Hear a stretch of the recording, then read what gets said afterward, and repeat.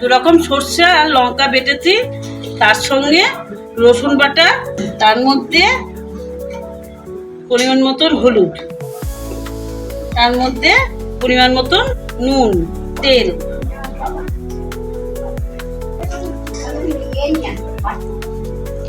Butter মধ্যে বাটনাগুলো দিয়ে এইভাবে রোল করে নেবেন।